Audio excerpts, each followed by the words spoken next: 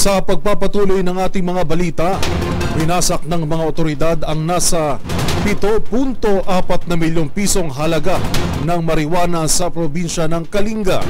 Yan at ang iba pang mga rumarapidong balita mula sa probinsya, hatid ng iba't ibang istasyon sa ilalim ng MBC Media Group. Balita mula sa lalawigan ng Kalinga, sinamsam ng mga operatiba ng Cordillera PNP ang abot sa 7.4 na milyong pisong halaga ng tanim na marijuana sa nagpapatuloy na anti-illegal drug operations sa Cordillera Region. Sa ikinasangilang seri na marijuana eradication operations ng iba't ibang PNP unit, nadiskubre ang 3 marijuana plantation sites na may land area na 2,400 square meters.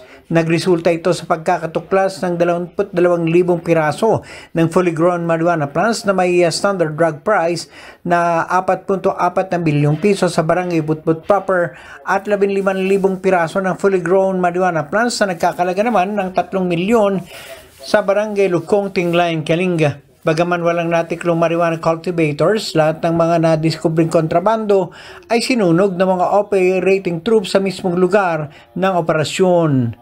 Para sa MBC TV Network News, ito si Romy Gonzalez. Sama-sama tayo, Pilipino.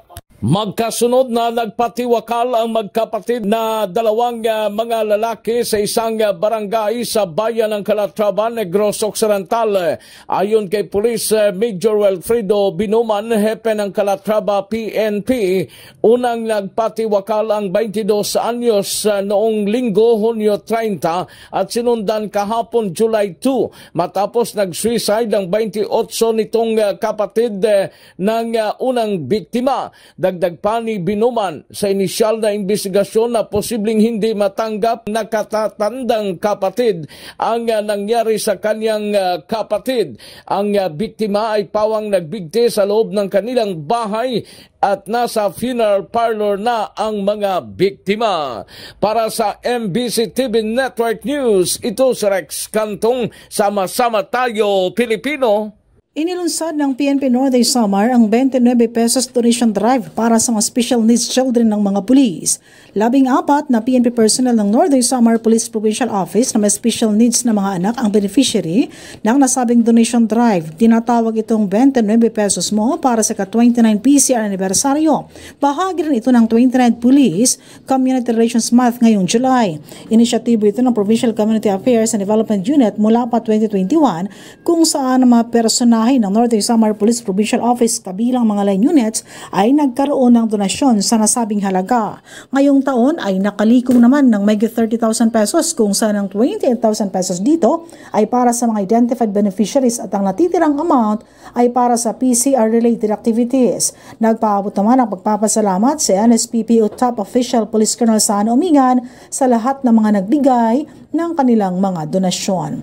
Para sa MBC TV Network News, ito si Jane Galit Bantayan. Sama-sama tayo, Pilipino.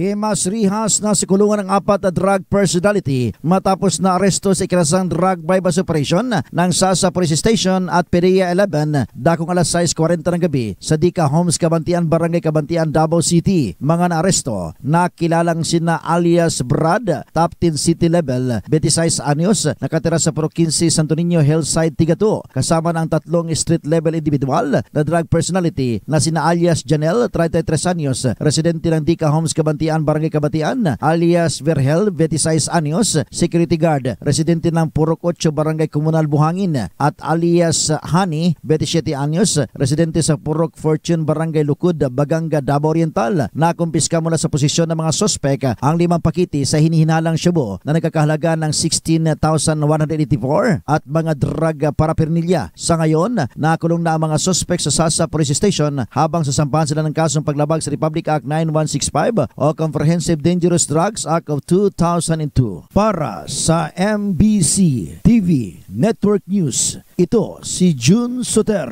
Sama-sama tayo, Pilipino.